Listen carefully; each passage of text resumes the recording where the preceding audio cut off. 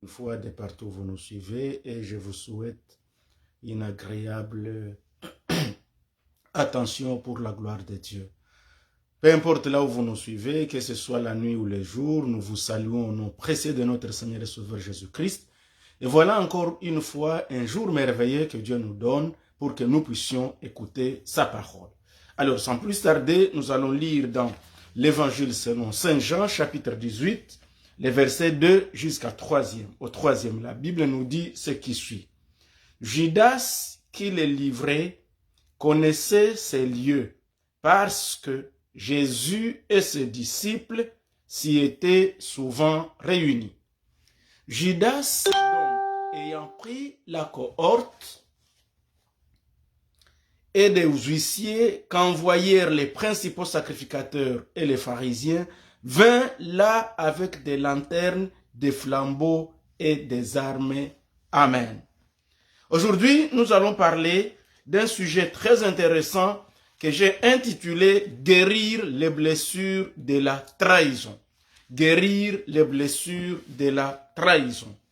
Bien-aimés, vous allez bien comprendre quand nous allons y entrer en profondeur que chacun de nous, d'une manière ou d'une autre, a déjà connu une blessure, il a déjà peut-être connu aussi une trahison, et peut-être il a déjà connu une certaine guérison ou une certaine maladie, mais c'est effectivement à cause de ça que je veux que chacun de nous comprenne que dans cette vie, que vous le vouliez ou pas, vous connaîtrez des trahisons, que vous le vouliez ou pas, vous connaîtrez des blessures, que vous le vouliez ou pas, vous aurez une chance, soit de la guérison, soit d'en finir avec tout ce qui vous est arrivé. Mais la bonne nouvelle aujourd'hui, c'est que le Seigneur Jésus-Christ est venu pour qu'il puisse nous guérir, pour qu'il puisse nous sauver. Car l'homme est corps, âme et esprit, et notre Dieu, il guérit et le corps et l'âme et l'esprit. Alors, bien-aimés dans le Seigneur, nous allons prier avant de pouvoir entrer dans les vifs de notre sujet pour la gloire de Dieu.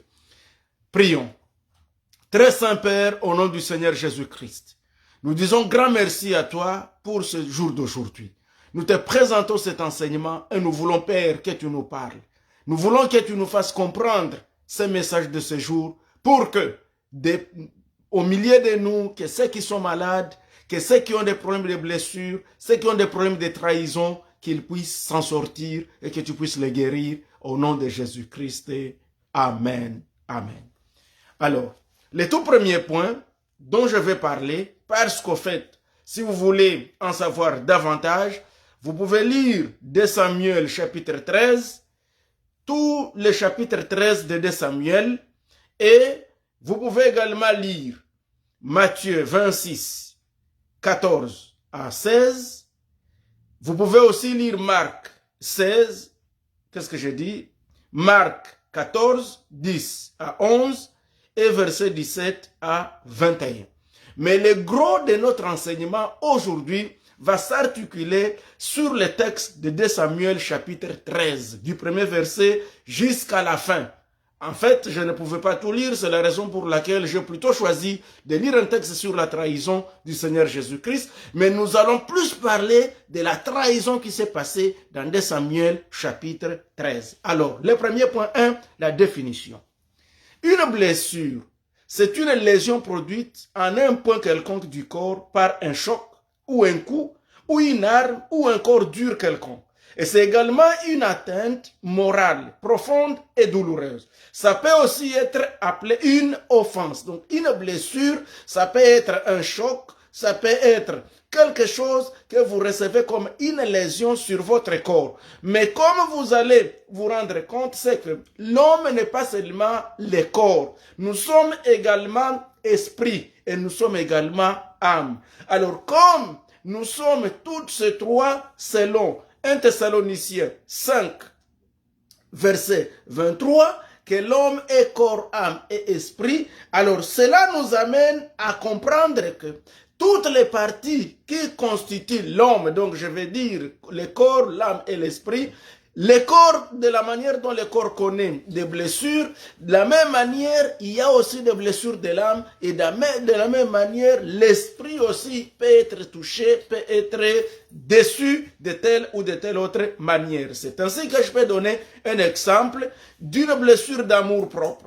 C'est un dommage ou une perte subie, et c'est un acte qui endommage ou qui blesse. Voilà ce qu'on peut définir comme étant une blessure. C'est-à-dire, la blessure peut être corporelle sur le corps, ça peut être sur votre âme, donc dans vos pensées, quelqu'un vous a blessé, vous êtes par exemple dans les mariages, quelqu'un vous a dit des paroles qui vous ont blessé, et quand on dit qu'il m'a blessé, ce n'est pas qu'il m'a blessé le corps, il m'a blessé effectivement, c'est dans mon âme, dans mes pensées, dans mes idées, dans mon esprit, dans ma façon de vivre. Alors, qu'en est-il aussi de la trahison? Et la trahison, c'est juste un acte de trahir, en trompant la confiance de quelqu'un et en lui manquant à la foi donnée à quelqu'un et à la solidarité envers quelqu'un. Quelqu'un t'a aimé, quelqu'un t'a fait confiance, quelqu'un a pris ses biens, il te les a confiés, ou il a pris son enfant, il te l'a confié, ou il a pris, je ne sais pas moi, sa fille, ou il a pris son garçon, on t'a confié. Alors, les faits de trahir cette confiance-là, ça s'appelle la trahison. Ou en d'autres termes, le fait de tromper, le fait d'agir contrairement à ce à quoi on s'attendait. Quelqu'un vous montre l'amour, vous agissez par la haine, ça s'appelle la trahison. Quelqu'un, par exemple, vous confie son secret intime, sa particularité. Il dit, ça je ne peux dire à personne sauf à toi. Mais après, la personne apprend cette nouvelle ailleurs. Ça, effectivement, ça s'appelle la trahison. Parce que tu as trahi la confiance. Donc, tu as fait ce qui n'était pas attendu de vous. Que Dieu nous aide, bien-aimés dans les Seigneurs. Alors, je peux dire que trahir quelqu'un, c'est cesser de lui être fidèle. C'est cesser d'être fidèle à un groupe, ou à un parti, ou même à un pays, tout ça, ça s'appelle une trahison, ou à une cause, ou abandonner. Alors, quand nous parlons de la trahison, nous voulons bien aimer dans le Seigneur comprendre qu'il s'agit également, donc le fait de trahir, c'est aussi ne pas respecter l'engagement pris. Tu as pris un engagement avec quelqu'un et tu ne le respectes pas, ça s'appelle une trahison. La violation de la confiance d'une personne ou d'une norme morale, ça s'appelle également une trahison. L'humain est corps, comme je le disais, âme et esprit, selon 1 Thessaloniciens 5, 23. Alors, lorsque nous parlons des blessures de l'âme, certains psychologues nous en citent 5 principales blessures de l'âme. Notamment, il parle de la blessure de l'abandon, la blessure de l'humiliation, la blessure du rejet, la blessure de l'injustice et la trahison. Et d'ailleurs, il y a d'autres même qui arrivent à parler de deux autres, dont l'impuissance et l'insécurité. Alors nous allons aujourd'hui nous focaliser juste sur la trahison, qui est une blessure très très dangereuse. Je vous rappelle, certains chercheurs ont trouvé que le corps ou l'âme ou le siège des pensées, on peut connaître au moins 5 ou même 7 blessures différentes. Et là, nous voyons la blessure de l'abandon, c'est-à-dire qu'on t'a abandonné, tu t'as fait quelqu'un. C'est comme même ce que Jésus a connu ici. Judas Iscariote abandonne. Ils étaient dans un groupe, lui il abandonne, il s'enfuit pour aller rencontrer les ennemis, pour aller rencontrer ceux qui voulaient tuer le Seigneur. Ça s'appelle une trahison. C'est-à-dire tu quittes ton groupe pour aller t'allier au groupe des ennemis. Et là, tu livres tous les secrets qui étaient là dans votre groupe. Tu livres les secrets dans un groupe ennemi. Ça s'appelle la trahison. Et l'humiliation. L'humiliation, c'est aussi une blessure terrible. Parce que nul n'aime l'opprobre. Nul ne supporte qu'il soit humilié. Nul ne supporte qu'on les considère différemment de la manière dont il se connaît être. Voilà ce que nous appelons l'humiliation. L'humiliation, c'est on vous manque du respect jusqu'à ce que vous cherchez où fuir et vous ne savez plus par où passer. Mais il y a aussi le rejet. Le rejet, par exemple, un enfant, vous avez été rejeté par vos parents, vous avez été rejeté, par exemple, par votre pays, vous avez été rejeté par votre maman. Un bébé, par exemple, sa maman a porté la grossesse pendant 9 mois et les jours d'accouchement, elle accouche un bébé et jette ce bébé, par exemple, dans un caniveau. Ça s'appelle rejet. Mais il y a aussi l'injustice. Tout ça, ainsi que la trahison, tout ça, ça s'appelle des blessures. Toutes les personnes qui ont connu ces moments sont des personnes qui sont blessées. Imagine-toi, un enfant qui grandit, mais qui apprend que lors de sa naissance, sa mère l'avait jeté dans un caniveau et que c'est par la grâce de Dieu qu'il a été ramassé. Même quand cet enfant grandit, même quand sa maman arrive à l'aimer, lui dire tu es mon fils, mais lorsque l'enfant apprendra ces nouvelles, l'enfant a des blessures. Et là, nous allons y arriver, bien aimés dans le Seigneur, car l'objectif de cet enseignement, c'est pas juste vous raconter des blessures, mais c'est juste arriver à vous dire, par la révélation du Saint-Esprit, que devons-nous faire pour que nous soyons guéris de toutes les blessures, des trahisons, pour que nous nous sentions libérés, pour que nous nous sentions bénis, pour que la grâce de Dieu puisse surabonder dans votre vie. Vous devez passer par cette consultation spirituelle qui va aboutir à l'administration de la médication divine qui est la parole de Dieu. Car la Bible nous dit dans le psaume 34 que dans leur détresse, ils invoquèrent l'Éternel et il envoya sa parole et sa parole les guérit et sa parole les fit sortir de la fosse. Que Dieu nous pardonne et que Dieu nous aide. Amen. Alors, la blessure de trahison est donc l'une de ces 5 ou de ces 7 blessures que nous connaissons et dont nous avons besoin d'être guéris. Et notre Dieu guérit. C'est pourquoi on l'appelle Adonai Rapha. Éternel Alpha, El Rapha, il guérit le corps, l'âme et l'esprit. Et parmi les maladies de l'âme, nous avons besoin d'être guéris de la trahison aussi. Bien aimé, que Dieu vous bénisse. Alors, un deuxième point, après cela, ce sont les exemples de personnes qui ont connu, qui ont été trahies. Parce que, à un moment donné, tu peux croire que tu es le seul. Je vais te dire que tu n'es pas le premier à être trahi. Tu n'en es pas le seul et tu ne seras jamais le dernier. Alors, je donne les exemples de quelques personnes qui ont été trahies. 1. Moïse. Lorsque Moïse avait traîné sur le mont Sinaï pendant 40 jours, nuit et 40 nuits lorsqu'il était au devant du Seigneur, Aaron et le peuple ont fabriqué un veau d'or et ils cherchèrent même à retourner en Égypte. Cela ne s'appelle pas autrement que la trahison. Moïse a été trahi parce qu'il a mis sa confiance à Aaron. Il lui a laissé le peuple. Il dit, Aaron, moi je monte sur le mont Sinaï parce que le Seigneur m'y appelle. Et il monte, et il lui laisse le peuple. Mais au retour, il trouve Aaron en train de fabriquer les veaux d'or avec tout ce que le peuple avait comme bijoux, comme ceci. Et tout le monde se disait, voilà ce veau d'or, c'est celui ici qui nous a sortis d'Égypte et nous allons y retourner. Ça s'appelle trahison. Joseph a été également trahi par ses frères en les vendant. C'est quelqu'un, vous imaginez, votre frère vous amène à manger parce que vous êtes au pâturage, il vient avec toute la joie, mais les autres étaient en train de planifier comment ils doivent les tuer, comment ils doivent l'exterminer. Ça s'appelle la trahison. Joseph a été trahi.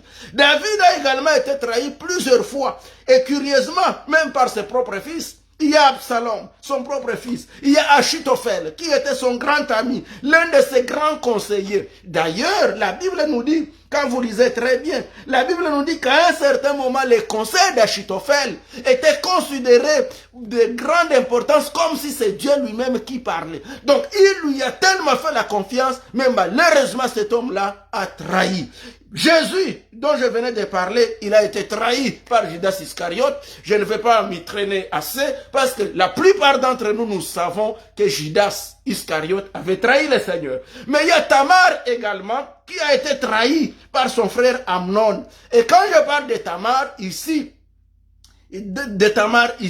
dans 2 Samuel, le chapitre 13, dont je vais longuement parler, je ne veux pas que vous confondiez Tamar, parce que la Bible nous présente 3 Tamar. Il y a Tamar qui était la fille de Jacob, donc qui était là aussi parmi les 12 enfants après les 12 enfants d'Israël, il y a cet autre-là qu'on appelait Tamar. Mais on a connu également, donc celui-là était, ça c'est dans Genèse chapitre 38. Ici nous voyons Tamar qui était, ici nous parlons de Tamar aussi qui était la fille de David.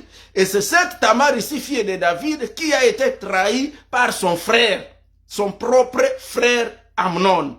Évidemment, c'était son demi-frère, mais c'était quand même son frère. Il y a Tamar aussi, la belle-fille de Juda. Ici, nous sommes dans Genèse 38, mais il y a également Tamar dans 2 Samuel 14, verset 27, qui était maintenant la fille d'Absalom. Parce que Absalom, lorsqu'il s'est rendu compte, parce qu'il aimait beaucoup sa sœur Tamar, lorsqu'il a eu un enfant, une fille, il lui a donné le nom de Tamar également. Voilà les 3 Tamar. Donc la Tamar ici dont je vais parler, il s'agit de Tamar, la fille de David, qui a été déshonorée par son frère Amnon. C'était aussi une trahison. Et beaucoup de serviteurs de Dieu ont été trahis par d'autres serviteurs.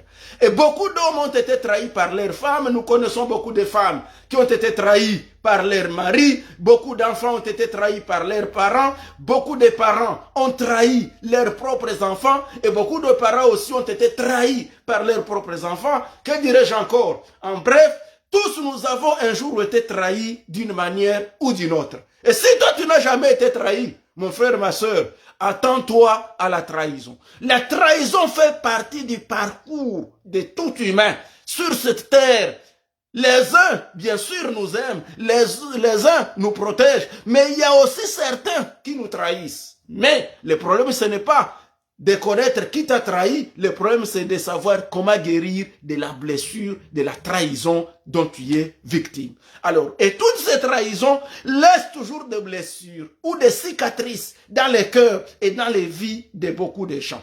Mais avant tout, je veux bien aimer dans le Seigneur que nous comprenions que la trahison n'a pas que de mauvais côtés. Elle est la voie par excellence pour que Dieu puisse glorifier ses enfants. C'est tellement émerveillant, bien aimé dans le Seigneur. Si je vous lis dans Jean chapitre 12, verset 28, Jean 12, 28, Jésus priait le Seigneur, il dit, Père, glorifie ton nom. Et une voix vint du ciel, et le Seigneur dit, je l'ai glorifié et je le glorifierai encore.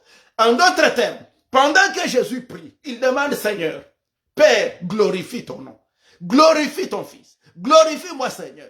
La réponse à la prière de Jésus pour être glorifié, c'était la trahison. C'est curieux parce que c'est effectivement dans Jean 13, verset 31 jusqu'à 32, où la Bible dit, Jésus dit après la sortie de Judas Iscariote, maintenant le Fils de l'homme a été glorifié et Dieu a été glorifié en lui. Imagine-toi. C'est lorsque Judas finit par trahir Jésus. Lorsqu'il s'en va pour trahir, que Jésus dit, maintenant, alléluia, maintenant, le Fils de l'homme a été glorifié. Maintenant, je suis glorifié. Maintenant, le Seigneur vient de répondre à ma prière. J'ai prié dans Jean 12, 28, que le Seigneur puisse glorifier son nom. Et pour que le nom du Seigneur soit glorifié, voilà la réponse, c'est la trahison. C'est-à-dire quoi? Des fois, quelqu'un peut te trahir, il pense en finir avec ta vie, et pourtant c'est sa trahison qui t'ouvre une voie de bénédiction. Des fois, le Seigneur utilise les traîtres pour te réveiller l'esprit, pour te réveiller, pour t'amener sur le chemin de ta bénédiction. Vous me direz, pasteur, mais comment cela est-il possible? Mais nous revenons à Joseph. C'est la trahison de Joseph qui a amené Joseph à aller sur son chemin de bénédiction. C'est lorsqu'il a été trahi par ses frères, lorsqu'il a été vendu, qu'il était toujours sur son parcours pour aller devenir le premier ministre d'Égypte. Alléluia. En d'autres termes, et c'est pourquoi d'ailleurs Joseph a même dit à ses frères, quand vous lisez bien-aimés dans le Seigneur, dans Genèse 50, verset 20, Joseph dit, vous avez planifié me faire du mal, mais le Seigneur l'a changé en bien. En d'autres termes, les gens qui nous trahissent, des fois ils planifient nous faire du mal, mais si nous restons dans le Seigneur est capable, et d'ailleurs il le fait souvent, de changer le mal qui était contre nous en notre bien. Gloire au Seigneur Jésus. Je sais bien qu'ils sont nombreux qui ont été trahis et qui peuvent confirmer avec moi que la trahison qu'ils ont connue était pour eux un escalier pour monter, était pour eux la voie pour arriver à la glorification, comme le Seigneur lui-même l'a dit. En plus, reconnaissons que les traîtres meurent toujours avant leurs victimes. Vous vous rappelez que Judas Iscariote, il s'était lui-même pendu avant même que le Seigneur ne soit enseveli. Donc, il est mort avant le Seigneur Jésus-Christ. Oh, que Dieu nous pardonne et que Dieu nous aide.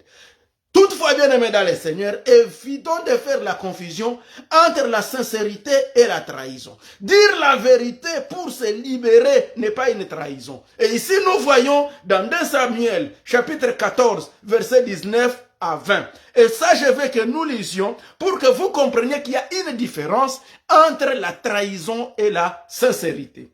Je lis 2 Samuel 14, verset 19 à 20. La Bible dit ce qui suit. Le roi dit alors, la main de Joab n'est-elle pas avec toi dans tout ceci? Et la femme répondit, aussi vrai que ton âme est vivante, ô roi, mon Seigneur, il n'y a rien à droite ni à gauche de tout ce que dit mon Seigneur le roi. C'est en effet ton serviteur Joab qui m'a donné des ordres et qui a mis dans la bouche de ta servante toutes ces paroles. 20. C'est pour donner à la chose une autre tournure que ton serviteur Joab a fait cela. Mais mon Seigneur est aussi sage qu'un ange de Dieu pour connaître tout ce qui se passe sur la terre. Gloire au Seigneur Jésus-Christ. Alors ici, il s'agit, bien aimé dans le Seigneur, du moment où, lorsqu'Absalom plutôt avait trahi son père. Avec la trahison de son père, Ségar a été éloigné de son père. Son père lui a dit, je ne veux plus entendre d'Absalom auprès de moi. Absalom était parti très très loin. Parce qu'effectivement, Absalom s'était vengé contre Amnon en organisant un festin juste pour arriver à tuer Amnon qui avait trahi en déshonorant sa sœur. C'est pourquoi, faisons attention, le mal engendre toujours le mal. Ici, nous voyons Amnon qui avait fait une trahison, qui avait déshonoré sa sœur, et comment ça s'est passé? Il s'est fait tomber malade. Il s'agit d'une histoire terrible. Amnon qui aimait sa sœur, Tamar, et qui fait le malade. Et lorsqu'il fait le malade, Amnon se dit, mais que ferais-je pour que je puisse avoir ma sœur? Et voilà son ami qui vient lui rendre visite, son ami Jonadab. Jonadab lui dit, mais Amnon, qu'est-ce qui ne va pas aujourd'hui? Et Amnon lui dit, moi, j'ai aimé ma sœur. J'aime Tamar, mais je ne sais pas comment la voir. Alors Jonadab lui donne un mauvais conseil, lui dit, ce que tu dois faire pour avoir Tamar, fais les malades. Et quand il va faire les malades, tu vas coucher sur ton lit. Et moi, j'irai dire à ton père David que tu es gravement malade et il va venir te voir. Et lorsque David viendra te voir, tu diras, papa, moi je suis malade, mais j'ai besoin que tu dises à ma sœur Tamar de venir auprès de moi pour qu'elle puisse me faire des gâteaux, qu'elle puisse me donner à manger. Et David se dit, bon, mais il n'y a pas de problème lorsque une fille est malade, qu'est-ce que je dis, lorsque un garçon est malade et qu'il a besoin que sa sœur lui prépare à manger, mais c'est la moindre des choses. Alors David est parti dire à Tamar, Tamar, il y a ton frère Amnon qui est malade et amène-lui à manger. Tamar, d'innocente qu'elle était, elle a préparé des gâteaux, elle est venue auprès de son frère. Quand elle arrive là où était Amnon, Amnon qui s'est fait bien sûr les malades, et finalement il dit, non ma soeur, je ne vais pas manger ici, mais rentrons au moins dans la chambre. Sa sœur n'avait rien pensé parce qu'elle faisait confiance à son frère. Et Tamar a amené la nourriture, elle a amené les gâteaux, et voilà Amnon qui rentre dans la chambre. Lorsqu'il rentre dans la chambre avec sa sœur, il a déshonoré sa sœur. Malgré toutes les supplications de Tamar, Amnon n'a voulu rien savoir. Il a déshonoré sa sœur, il l'a déviergée, elle était devenue opprobre dans tout Israël. Et finalement, lorsqu'elle a appris ces choses-là, qu'elle est devenue déshonorée, elle a perdu sa virginité, elle s'est dit, que ferais-je encore? Elle a décidé d'aller chercher son frère.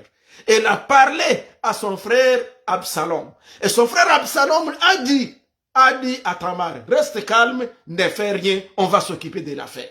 Et en fin de compte, qu'est-ce qui va arriver? Absalom va organiser un festin. Et dans ce festin, il a appelé tout le monde. Il a même décidé que David vienne. Mais David a refusé. Et il dit à son père David, papa, comme tu ne veux pas venir, mais au moins j'insiste. Vraiment, il ne faut pas qu'Amnon manque.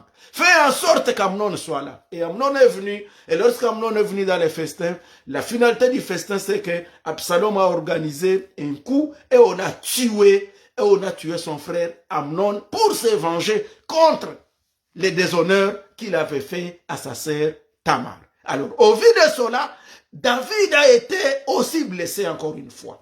Il a été encore une fois trahi. Parce que la confiance qu'il avait donnée à Amnon en autorisant Tamar d'aller là, cette confiance a été trahie.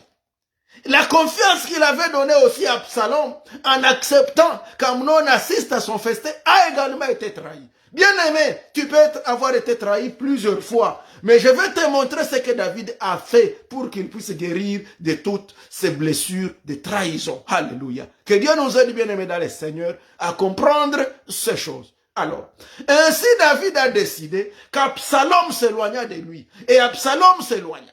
Pendant qu'Absalom était très loin, il y a le général, le commandant d'armée de David qui s'appelait Joab. Joab aussi organise une autre affaire.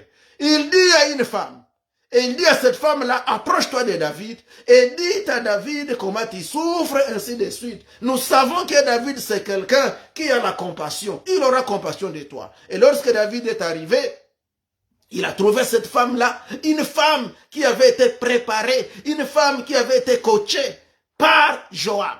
Cette femme-là est venue. Là où elle était lorsque David vit la femme, et directement, la femme aussi a commencé à être dans la misère. Et David se dit, mais qu'est-ce qui ne va pas? Elle n'a pas voulu dire. Et finalement, elle dira au roi, mon problème c'est que je sais que toi tu es le roi. Écoute ce qu'elle dit dans 2 Samuel 14, verset 13.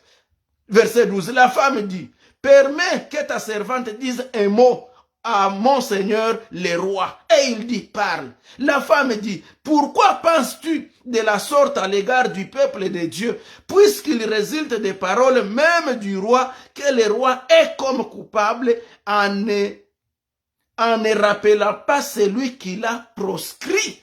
Et voilà que cette femme est entrée dans un complot pour qu'on puisse ramener Absalom devant le roi. Et finalement, et alors David dit à cette femme, dis-moi, cette histoire ici, est-ce que réellement c'est toi-même qui l'as montée? Est-ce que Joab n'est pas derrière cette histoire?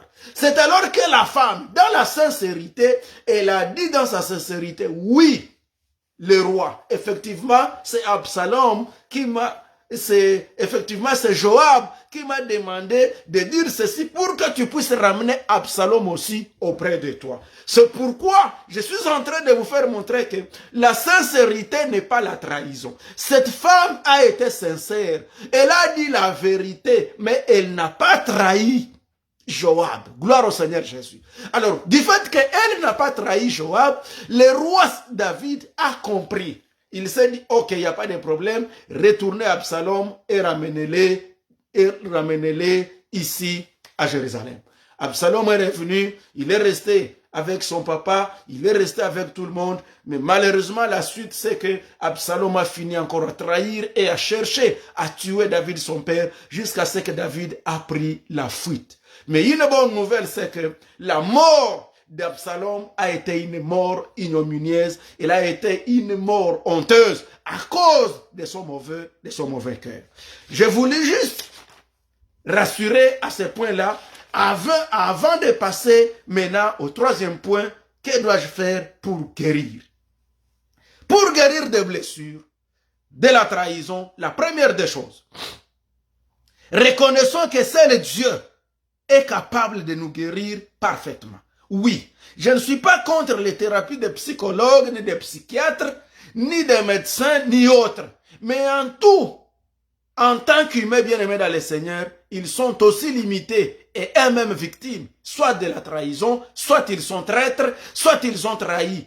Heureusement, dans Jérémie chapitre 17, verset 14, la Bible nous dit, guéris-moi, ô Éternel, et je serai parfaitement guéri. Sauve-moi et je serai sauvé. Donc, mets d'abord à l'esprit, quelles que soient les trahisons que tu as connues, seul Dieu est capable de te guérir de tes blessures. Parce qu'il arrive des fois qu'on t'a blessé au cœur, on t'a trahi au point où tu te dis, mon Dieu, qui me guérira? Qui me délivrera? Misérable que je suis, comme Paul l'avait dit, qui me délivrera, oh misérable que je suis. La bonne nouvelle, bien-aimé dans le Seigneur, fais cette prière avec moi. Dans Jérémie 17, verset 14, guéris-moi, ô Éternel, et je serai complètement guéri. Ça, c'est la première des choses que tu dois comprendre, que tu ne peux pas par toi-même te guérir. Tu peux aller par-ci et là, seul Dieu est capable de te guérir. Deuxième chose, comprenons que notre maladie, qui est la blessure, qui est la trahison, la blessure de la trahison, qui est une douleur, elle n'est pas éternelle, même si elle peut être continuelle. Et ici, nous sommes dans Jérémie chapitre 15, verset 15 jusqu'à 21. Si vous lisez ce texte-là, Jérémie aussi était dans la douleur. Et Jérémie a crié, il dit, Seigneur, mais pourquoi ma plaie est-elle douloureuse?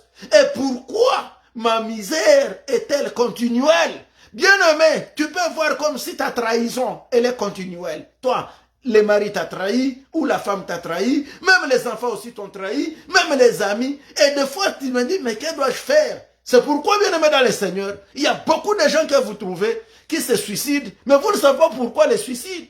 Il y a d'autres qui se sont abandonnés, solitaires, ils ne veulent plus saluer personne. Il y a d'autres qui ont quitté leur pays où ils sont nés. Ce n'est pas qu'ils ont été persécutés, mais ils ont fui à cause de trahisons terribles. Ils ont tellement été trahis, ils sont partis. Et quand ils sont allés dans d'autres pays, ils ont même éteint leur téléphone. Ils ne veulent aucun contact avec aucun membre de leur famille. Et des fois, vous dites, mais qu'est-ce qui se passe? Oui, c'est parce que vous ne comprenez pas. La personne a été trahie et la solution pour elle, pour guérir de sa trahison, la personne a choisi de ne plus être en contact avec qui que ce soit. Mais je vais vous dire, bien aimé dans le Seigneur, la solitude n'est pas un bon moyen pour guérir des blessures de la trahison. Au contraire, la solitude, le diable l'utilise souvent pour vous épuiser, pour vous exterminer définitivement. C'est-à-dire donc, si vous vous sentez qu'à cause de la trahison, tu ne veux plus être en contact avec personne. Il y a des hommes qui ne veulent plus vivre avec des femmes. Il y a des femmes qui ne veulent plus vivre avec aucun homme. Parce que l'homme qu'elle aimait l'a trahi. Et cette femme s'est dit, pour moi, tous les hommes sont les mêmes. Ils sont méchants, ils sont mauvais, ils sont criminels. Et c'est la raison pour laquelle on connaît même des féminicides, des homicides à cause de la trahison. Bien aimé dans le Seigneur, joignez-vous à moi et luttons ensemble contre cet esprit de la trahison. Au nom du Seigneur Jésus. Dans les familles, dans les couples, au nom de Jésus-Christ. Il y a beaucoup de femmes, que ce soit dans le monde développé, vous dites, oh voilà, quand les femmes quittent l'Afrique, quand elles quittent l'Amérique latine, quand les femmes quittent, je ne sais pas moi, les Caraïbes, quand les femmes quittent par-ci et là, dans des pays sous-développés, lorsqu'elles arrivent dans le monde développé, elles divorcent toujours avec leurs hommes. Elles divorcent, bien aimés. Ne soyez pas prêts à juger parce que vous ne savez pas le degré de trahison que beaucoup de gens connaissent. Il y a beaucoup de femmes qui ont été trahies et qui n'avaient d'autre solution que de se libérer de cette trahison pour vivre un peu quelque temps. Mais vous, quand vous voyez, vous dites, oh non, voilà, quand les femmes arrivent en Europe, elles arrivent en Occident, elles divorcent. C'est vrai, je n'en disconfie pas, il y en a qui divorcent. Mais la plupart, si vous allez très bien, vous faites les enquêtes, il y en a qui ont été trahis, il y en a qui ont été abusés, il y en a qui ont été trompés plusieurs fois. Et lorsqu'elle passe à la décision, on voit qu'elle a commis une erreur. Oui, en tant qu'humain. Mais si vous vous approchez de la personne, vous lui parlez, vous faites la thérapie, vous parlez, elle peut vous dire la vérité, vous comprendrez que la plupart des gens ont été trahis. Que Dieu nous aide et que Dieu puisse nous aider à en finir avec des trahisons. Oui, il y a également des femmes aussi qui ont trahi leur mari. Et arriver aussi dans des pays où elles se disent maintenant, c'est tous les droits qui nous sont donnés, l'homme ne vaut absolument plus rien. Et beaucoup de gens ont trahi. Et ça fait très mal. Ça fait très mal, bien aimé dans le Seigneur.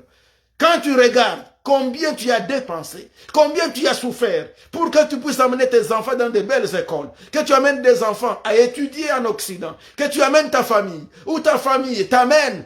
Il y a des hommes, une femme qui part prendre un homme en Afrique, ou en Amérique latine, ou dans les Caraïbes, ou je ne sais pas moi où, et qui l'amène. Et lorsque cet homme commence à les tromper, ça ne s'appelle pas autrement que la trahison. Ou cette femme commence à tromper, ça ne s'appelle autrement que la trahison. Ainsi, troisième médicament pour guérir de la blessure de trahison, apprenons à pardonner les traîtres et à vivre avec eux, avec sagesse et prudence, comme Jésus-Christ lui-même a vécu avec Judas Iscariote. Et ici nous voyons David. David a vécu avec Absalom. Il a pardonné. Comme Jésus lui-même n'a pas mal dit de Judas Iscariote, mais il a même eu pitié de lui en disant qu'il valait mieux pour celui qui allait le trahir de n'avoir pas été né. Ici, il s'adressait à Judas parce qu'il avait pitié de Judas. Et quand vous lisez dans 2 Samuel chapitre 16 et 17, vous comprendrez, bien aimé dans le Seigneur, comment David avait pardonné Absalom malgré toutes les trahisons qu'Absalom avait faites. David avait même pardonné les Joab, tout ce monde-là qui avait trahi David, et David les pardonnait. C'est pourquoi d'ailleurs Dieu a appelé David un homme selon son cœur. C'est parce que dans toutes ces souffrances, dans toutes ces trahisons, David savait pardonner. David savait louer et adorer Dieu. Dans toutes ces souffrances, David n'avait d'autre appui que le Seigneur. Quatrième médicament, n'abandonnons pas l'épée de ceux qui nous aiment à cause des traîtres, sous prétexte de ne plus jamais faire confiance à personne, par crainte de nouvelles blessures et de trahisons. On doit toujours faire confiance aux gens malgré la trahison de certains. David et Jésus ont toujours fait confiance aux gens malgré la trahison. Et David a toujours fait confiance même à Joab. Jésus savait que Judas serait traître, mais il lui a fait confiance. Oh, que Dieu nous aide et qu'il nous donne de la sagesse à vivre avec les traîtres. Et si c'est vous qui êtes traître, repentez-vous, bien-aimés dans le Seigneur. La trahison, ce n'est pas une bonne chose. La trahison, c'est une mauvaise sémence, car tout ce que l'homme aura sémé, il les moissonnera aussi. Évitons d'être des traîtres. Ne continue pas à trahir ton mari. Ne continue pas à trahir ton épouse. Ne continue pas à trahir tes enfants. Enfants, ne trahissez pas vos parents. Bien-aimés dans le Seigneur, ne nous trahissons pas les uns les autres. Quelqu'un t'avait fait du bien, quelqu'un t'a donné du travail, quelqu'un t'a donné des documents, quelqu'un t'a donné la facilité de te retrouver là où tu es. Bien-aimé, ne trahis pas. La trahison paye très mal. Et le Seigneur te rendra mal, te rendra tout ce que tu auras fait. Car la Bible nous dit, il rendra à chacun selon ses œuvres. Évitons de trahir et le Seigneur nous bénira. Cinquième médication pour lutter contre la trahison, bien-aimé dans le Seigneur. Comme je le disais, malheureusement, c'est toujours vrai qu'un traître est celui qui vous blesse trop. C'est celui que vous avez peut-être aussi beaucoup aimé. C'est lui en qui vous avez mis plus de confiance. C'est comme David avait fait plus de confiance à Achitophel. Dans 2 Samuel 16, 23, les conseils donnés à ce temps-là par Achitophel avaient autant d'autorité que si l'on avait consulté Dieu lui-même. Écoute ce que la Bible dit. Donc un homme, tu lui fais confiance, mais il finit par te trahir. Ainsi, cinquième médication, admettons qu'on a des blessures et acceptons la médication. Acceptons la thérapie. Psaume 34, 19 à 20, où la Bible dit, dans leur détresse, ils invoquèrent l'Éternel, et l'Éternel envoya sa parole, et sa parole les fit sortir de la force.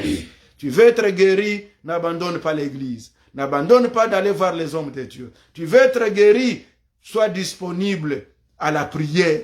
Accepte de t'ouvrir devant quelqu'un afin de te décharger. Et faut-il que la personne soit également une personne digne de confiance et capable de garder le secret, c'est-à-dire la confidentialité. Bien-aimé, ce qui ouvre la voie de la délivrance, c'est arriver d'abord à parler. Ce que tu as dans ton cœur, cherche dans ton cercle, parmi les hommes de Dieu, parmi tes amis, qui sont de loin ou de près, c'est là que tu sais qu'ils peuvent prier. Va les voir et parle-les. Je sais qu'il n'est pas facile de trouver une poubelle spirituelle, mais je pense que chacun de nous a besoin d'une poubelle spirituelle. Une poubelle spirituelle, je définis ça comme étant une personne de confiance auprès de qui tu peux te décharger. Tu peux lui dire tout ce que tu as dans ton cœur et cette personne-là ne le dira à personne d'autre.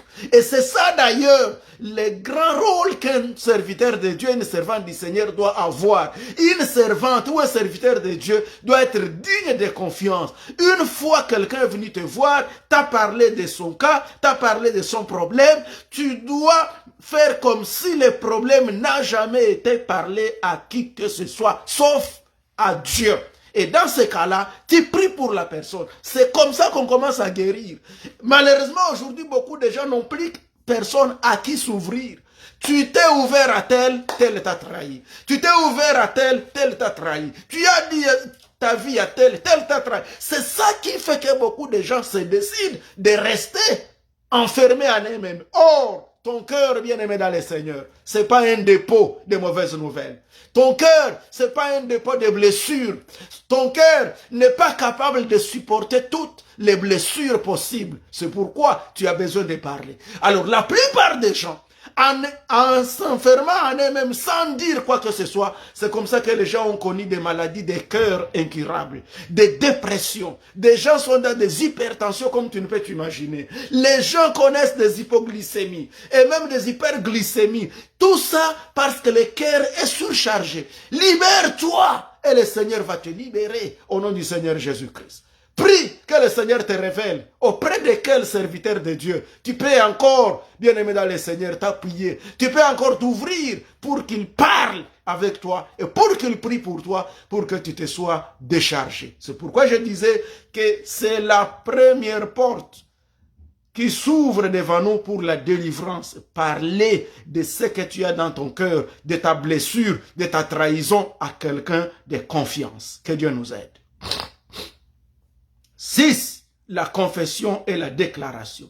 Confessons-nous, déclarons des choses. La puissance de la parole peut jouer un grand rôle pour ta guérison. Tu sens quelque chose, tu peux déclarer, tu dis, désormais je pardonne tel et j'enlève cette haine dans mon cœur. J'enlève cette blessure dans mon cœur. Je refuse qu'à cause de ce que tel a fait, que mon cœur continue toujours à pleurer. Je refuse au nom du Seigneur Jésus-Christ. Parce qu'il y a beaucoup de gens aujourd'hui dont leurs cœurs sont pleins de larmes. Des larmes que personne ne voit, mais ces gens ne dorment pas. Bien-aimé dans le Seigneur, si tu as des larmes dans ton cœur, enlève ces larmes. Sors ces larmes de tes yeux, que ça sorte à l'extérieur, que ça ne reste pas à l'intérieur, et tu auras une délivrance au nom du Seigneur Jésus.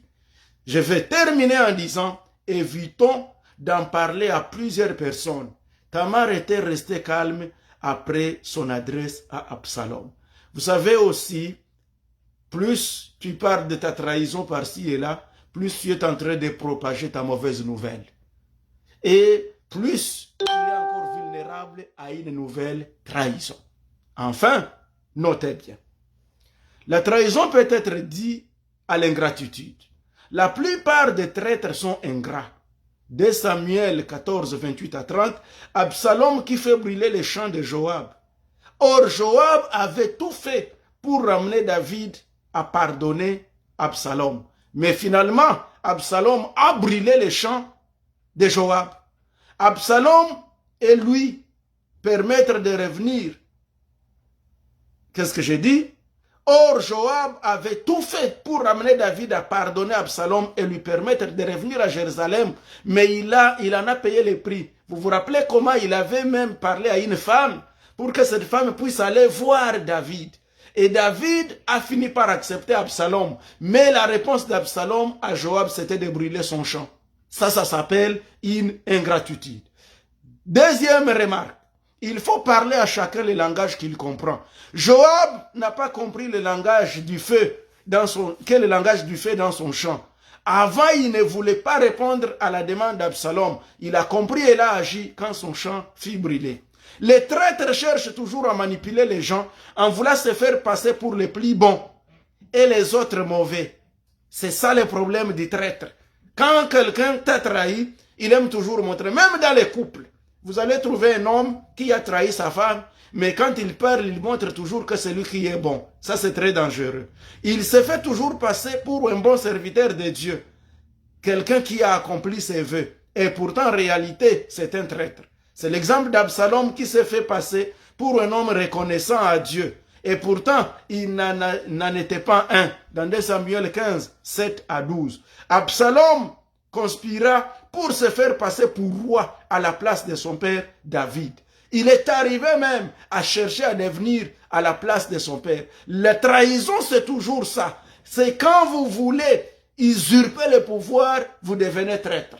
Quand vous n'êtes pas satisfait de ce que vous êtes, vous devenez traître. Bien-aimé dans le Seigneur, sois satisfait de ce que tu as et le Seigneur t'amènera à un autre niveau à son temps et ça sera une bénédiction. Ne souhaite pas la mort de ton père pour hériter de ses biens, ni la mort de ton mari pour hériter de ses biens. Parce qu'on a même entendu des femmes qui ont même tout fait pour tuer leurs hommes pour qu'elles puissent hériter les biens de ce monde. Mais où irez-vous avec ça? La trahison, bien-aimé dans le Seigneur. Que Dieu vous pardonne et que Dieu nous aide à comprendre. Les traîtres peuvent vous faire fuir, même quand vous avez la promesse de Dieu et l'onction. Dans 2 Samuel 15, 13 à 17, David a fui Absalom. Et pourtant, il avait la promesse de Dieu, c'est lui le roi d'Israël. Celui qui n'est pas traître, il s'attache à vous, quels que soient les moments, bons ou mauvais. Dans 2 Samuel 15, 21, David avait quand même des gens qui s'étaient rattachés à lui, malgré tous les autres traîtres. Bien-aimés, c'est juste pour vous dire que vous avez été trahis, mais vous avez également des personnes qui vous aiment. Ne croyez pas que tous sont traîtres. Il y a quand même des gens qui vous aiment. Et enfin, la trahison fait pleurer David. Et Achitophel était aussi avec Absalom. Malheureusement, tous ces traîtres-là étaient méchants. Ils en ont eu leur sort. Mais David a eu un grand ami, Hushai, qui était un vrai ami. Hushai n'avait jamais trahi et il n'a jamais trahi jusqu'à sa mort. Bien-aimés, j'ai terminé. Que Dieu vous bénisse. Cependant, nous allons prier pour vous. Je ne sais pas. Peut-être vous êtes victime des blessures de la trahison. La bonne nouvelle est là pour vous. C'est pourquoi le Seigneur a permis que nous parlions de ce thème. C'est pour qu'on puisse prier. On va prier pour toi. Que le Seigneur t'oriente. Que le Seigneur te révèle. Qui peut être ta bonne poubelle auprès de laquelle tu peux aller jeter tout ce qui était dans ton cœur.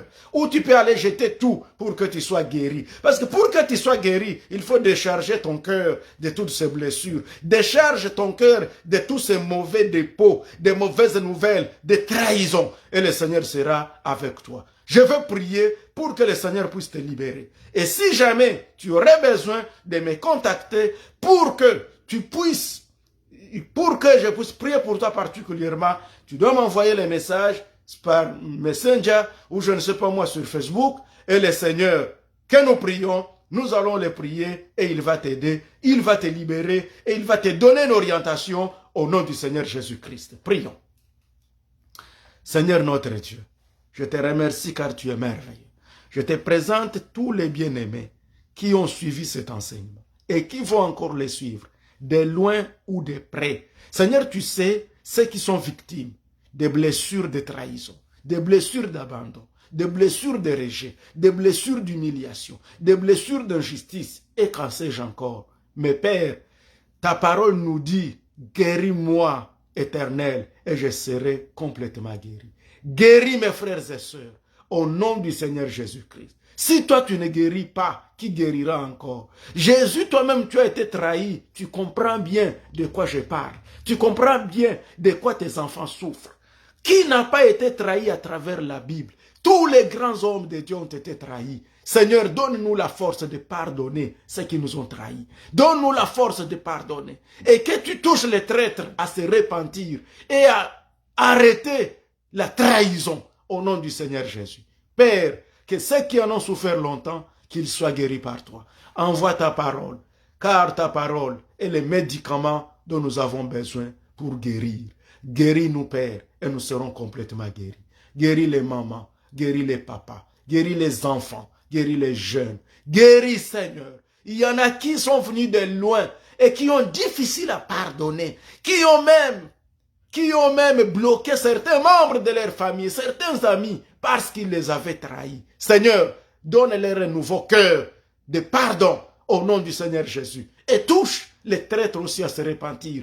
Et que l'harmonie revienne dans nos familles. Que l'harmonie revienne dans nos églises. Que l'harmonie revienne dans nos amitiés. Que l'harmonie revienne dans nos familles, dans nos couples, au nom du Seigneur Jésus. Père, agis au nom de Jésus pour ta gloire, Père.